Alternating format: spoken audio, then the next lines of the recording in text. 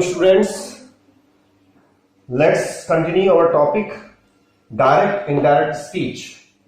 As yesterday I told you the difference between direct and indirect speech and told you some rules also. Today we shall discuss the rules in detail. Look here, मैंने एक example लिखा है. He said to me, I shall return you your book today. In this sentence, he said to me is reporting speech, and I shall return you your book today is reported speech. Students, direct से indirect बनाने के लिए हमें 5 rules follow करने हैं.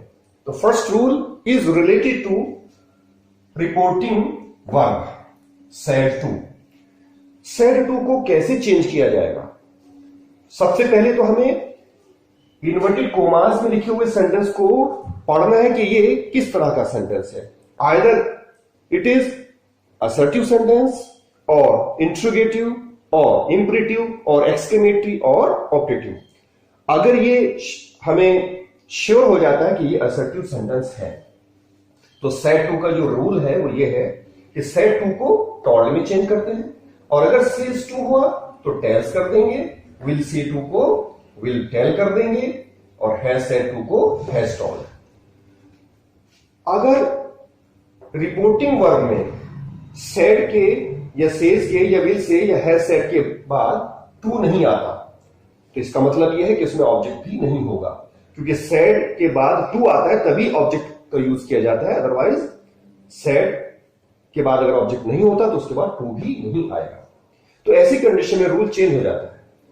Said को हम said he रखेंगे, सेज को सेज रखेंगे, विल से को विल से रखेंगे, हैज सेड को हैज सेड ही रखेंगे. तब हम इसमें चेंज नहीं करेंगे. और यह सिर्फ असर्टिव सेंटेंस में है. इंट्रोगेटिव में तो चेंज होगा ही, चाहे ऑब्जेक्ट हो और चाहे ना हो. इसी तरह से इंपेरेटिव, एक्सक्लेमेटरी और ऑपरेटिव में भी चेंज होगा. तो असर्टिव में हमने देखा हम सेड टू को किस तरह से चेंज करते हैं. Now come to connecting words. Connecting word मैंने आपको बताया था दैट. असर्टिव में है ये, इंट्रोगेटिव और दूसरी तरह के सेंटेंसेस में ये डिफरेंट हो जाता है. यहां पर आपको ये ध्यान रखना है कि सिर्फ दैट का ही यूज किया जाएगा. तो 2 रूल क्लियर हो गए आपको. Now come to the third rule. Third rule is related to reported speech. इसमें हमें ये देखना है कि सेंटेंस में कहीं पर प्रोनाउन है या नहीं है. अगर प्रोनाउन है तो हमें सबसे पहले ये पता लगाना है कि वह फर्स्ट पर्सन प्रोनाउन है, सेकंड है या थर्ड है. तो स्टूडेंट्स, इसमें यह है कि अगर फर्स्ट पर्सन प्रोनाउन कहीं पर भी आता है, आपको पता है फर्स्ट पर्सन में आई और वी बस 2 प्रोनाउन होते हैं, जिनके फिर ऑब्जेक्ट और पॉजेसिव वाले रूप आपको मालूम है. यानी आई का मी और माई होता है, वी का अस और अवर होता है. तो इस तरह से टोटल 6 हो जाते हैं. तो ये 6 के 6 अगर आपको कहीं पर नजर आते हैं तो उनको आप चेंज करेंगे रिपोर्टिंग सब्जेक्ट के अकॉर्डिंग. ये सब्जेक्ट है, यहां पे जो भी वर्ड होगा उसके अकॉर्डिंग चेंज होगा. और अगर यू या यू का ऑब्जेक्ट फिर यू ही होता है और पॉजेसिव योर होता है. अगर इन तीनों में से कोई भी आपको प्रोनाउन नजर आता है तो आप उसको चेंज करेंगे ऑब्जेक्ट के अकॉर्डिंग. और थर्ड पर्सन यानी ही, शी, दे, इट और उनके ऑब्जेक्ट या पॉजेसिव वाले रूप में कोई चेंज नहीं होगा. मैंने एक ये लिखा है नेमोनिक स्टाइल से, सन, और सन के नीचे 1 2 3 लिखा है मैंने. तो इसको आप समझ लीजिएगा. जैसे 1 का मतलब फर्स्ट पर्सन प्रोनाउन. तो अगर फर्स्ट पर्सन प्रोनाउन कहीं पर भी है तो उसको हम बदलेंगे सब्जेक्ट के अकॉर्डिंग, यानी रिपोर्टिंग सब्जेक्ट के अकॉर्डिंग. और अगर सेकंड पर्सन प्रोनाउन इसमें कहीं पर है तो उसको हम बदलेंगे रिपोर्टिंग स्पीच के ऑब्जेक्ट के अकॉर्डिंग. Is it clear? और थर्ड पर्सन अगर है तो एन मीन्स नो, तो उसमें हमें चेंज नहीं करना. अब इसमें चेंज करने के लिए भी आपको मैं बताता हूं. सबसे पहले तो हमें जो प्रोनाउन है उसका हमें पर्सन पता करना है. पर्सन के अकॉर्डिंग हमने ये तय कर लिया कि उसको हम इसके अकॉर्डिंग चेंज कर रहे हैं या इसके अकॉर्डिंग. ये तो श्योर हो गया आपको, इस फॉर्मूले से भी आपको पता चल गया.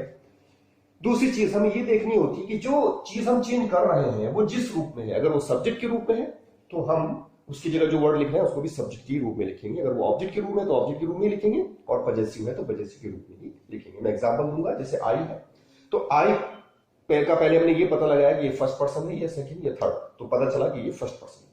तो ये तो श्योर हो गया कि हमें उसके स्थान पे ही लिखना है.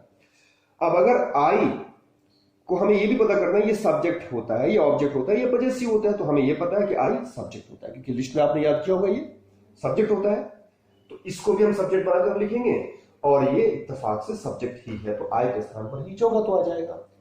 फर्क तो तब पड़ता अगर यहां पर माई होता तो चूंकि फर्स्ट पर्सन है तो लिखा तो जाएगा ही उसके स्थान पर, परंतु माई पजेसिव होता है तो इसको भी हम पजेसिव बनाकर लिखते हैं और उस लिस्ट में देखिए आप ही का पजेसिव हिज होता है।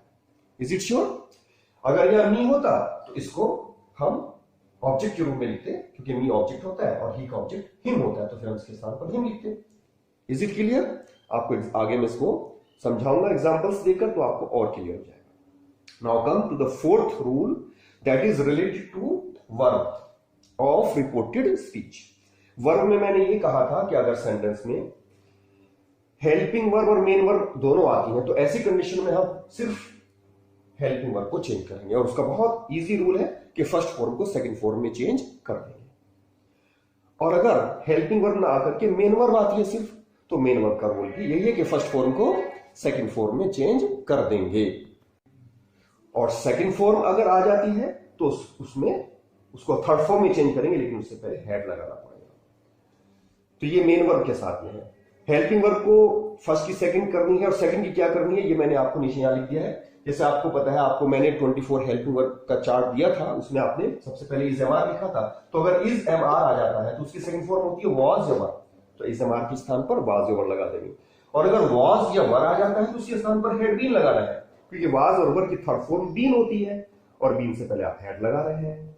ओके, इज एम आर के बाद आता है, is am are was were के बाद आता है हैज है, तो हैज और हैव अगर आ जाए तो उसको हेड कर देंगे, और अगर हेड आ जाता है तो उसको एज इट इज लिखेंगे, चेंज करेंगे। फिर डू डज अगर आ जाता है तो डिड कर देंगे, और डिड अगर आ जाता है तो हेड लगा करके उसके बाद जो मेन वर्ब होगी उसको थर्ड फॉर्म में चेंज कर देंगे। फिर मोडाल्स में आ जाइए, विल का वुड कर देंगे, वुड को जो का तो लिखेंगे, शैल का should as it is, can का could as it is, may का माइट और माइट एज इट इज। बाकी जो और मस्ट, और टू, यूज टू, नीड और डेयर बच गए हैं वो एज इट इज लिखे जाए। तो स्टूडेंट्स, वर्ब से रिलेटेड जो ये रूल्स हैं ये हम तभी लगाएंगे जब हमारे पास यहां पर सेकंड फॉर्म होगी। आपको पता है सेड सेकंड फॉर्म होती है, तो तभी हम ये वर्ब के रूल चेंज करेंगे। अगर सेड के स्थान पर सेज या विल से या हैज सेड आ गया अर्थात फर्स्ट फॉर्म, तो ऐसी कंडीशन में हम वर्ब वाला रूल नहीं लगाएंगे, अर्थात वर्ब को एज इट इज लिखेंगे। Is it clear? एक और कंडीशन है, ये सेकंड फॉर्म होने के बावजूद भी रिपोर्टेड स्पीच की जो वर्ब है वो चेंज नहीं की जाती, और वो कंडीशन है अगर इस सेंटेंस में यूनिवर्सल ट्रुथ या कोई प्रोवर्ब या कोई हैबिचुअल एक्शन या हिस्टोरिकल ट्रुथ आता है। तो इसमें मैं आपको बताऊं, यूनिवर्सल ट्रुथ जैसे कि कोई भी ऐसी घटना, कोई भी ऐसी बात जो कि पूरे यूनिवर्स में सत्य पाई जाती है, जैसे sun rises in the east, या sun is bigger than the moon, the sun sets in the west, और the earth rotates round the sun. तो ये सब यूनिवर्सल ट्रुथ वाली बातें हैं। प्रोवर्ब्स भी हो सकते हैं, या फिर हिस्टोरिकल ट्रुथ भी हो सकते हैं, या हैबिचुअल थिंग्स भी हो सकती हैं, जैसे dogs bark at the strangers, कुत्ते अजनबियों पर भौंकते हैं। तो ये हैबिचुअल फैक्ट है। तो ऐसी कंडीशन में अगर कोई इस तरह का कोई सेंटेंस है तो उसमें हम वर्ब को चेंज नहीं करेंगे, भले यहां पर सेकंड फॉर्म हो। तो this was all about changing the verb of reported speech. Now come to the last rule, fifth rule, that is related to the words showing nearness, निकटता प्रकट करने वाले शब्द। तो निकटता प्रकट करने वाले शब्दों को हम चेंज कर देंगे ऐसे शब्दों में जिनसे दूरी प्रकट होती हो। इसकी लिस्ट मैंने आपको सेंड की है, जैसे दिस का दैट, दीज का दोज, हेयर का दियर, नाउ का देन, ओके, yesterday का द प्रीवियस डे, टुमारो का the next day. In the examples are written here. The first one is he said to me, I shall return you your book today. तो said to को हमने told में change किया, connecting word के रूप में that लगाया। आई first person pronoun है तो उसके स्थान पर चूंकि ही लिखा जाएगा, आई सम सब्जेक्ट है और ही सब्जेक्ट, तो हमने ही एज इट इज लगा दिया। अगर यहां पर ही के स्थान पर हिम या हिज होता तो भी हमें ही लगाना था, क्योंकि आई सब्जेक्ट है तो हमें इसको भी सब्जेक्ट ही बनाकर लिखना होता है। शैल की second form should return you. You second person pronoun है तो ये श्योर हो गया कि यू के स्थान पर मी लिखा जाएगा। यहां पर जो भी चीज होगी ऑब्जेक्ट होगा, जो भी मी हो, हिम हो, हर हो, कुछ भी हो। अब चूंकि यू ये ऑब्जेक्ट वाला यू है, वर्ग के बाद हमेशा ऑब्जेक्ट आती है तो इसको भी ऑब्जेक्ट बनाना है। इत्तेफाक से ये भी ऑब्जेक्ट है तो भी यहां पर एज इट इज लिखा गया। अगर यहां पे कुछ और प्रोनाउन जैसे कि आई होता या माई होता तो भी हमें मी ही लिखना था, क्योंकि ये ऑब्जेक्ट है तो इसको भी ऑब्जेक्ट वाले रूप में लिखना है। Next योवर। योवर is also second person pronoun and योवर is possessive. तो सेकंड पर्सन होने की वजह से मी उसके स्थान पर मी लिखा जाएगा।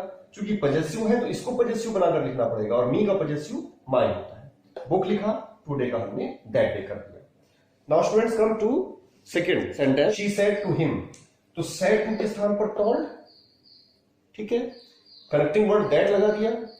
यू सेकंड पर्सन प्रोनाउन है तो इसके स्थान पर शी नहीं बल्कि हिम लिखा जाएगा।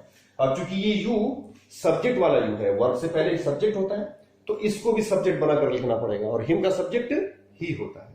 ओके, फर्स्ट फॉर्म होती तो सेकंड फॉर्म कर देते, लेकिन डिड तो सेकंड फॉर्म होती है। मैंने डिड का लिखवाया था आपको हेड प्लस थर्ड फॉर्म, तो डिड का हेड कर दिया और हेल्प की थर्ड फॉर्म हेल्प कर देंगे। नॉट बीच में जो होगा तो रहेगा। माई फर्स्ट पर्सन प्रोनाउन है तो माई के स्थान पर शी लिखा जाएगा। चूंकि माई पजेसिव है तो शी का पजेसिव हर हमने यहां पे लिखा। ओके, आगे brother. Now come to third sentence.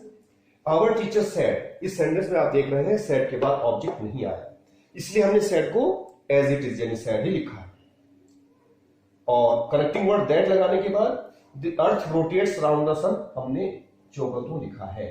Rotates को हमने सेकंड फॉर्म रोटेटेड कर देना चाहिए था, क्योंकि यहां पर सेकंड फॉर्म है, सेज या विल से या है सेड नहीं है, लेकिन हमने रोटेट्स को रोटेट्स ही फर्स्ट फॉर्म में ही लिखा है, क्योंकि इसमें यूनिवर्सल ट्रुथ है कि पृथ्वी सूर्य के चारों ओर घूमती है। तो स्टूडेंट्स, इस तरह से मैंने 3 एग्जांपल आपको दिए। After this I am sending you the pic of exercise. Students, आपको वो एक्सरसाइज करके मेरे व्हाट्सएप नंबर पे आंसर्स की पिक सेंड करनी है। तो this is your homework today. All the best, see you tomorrow.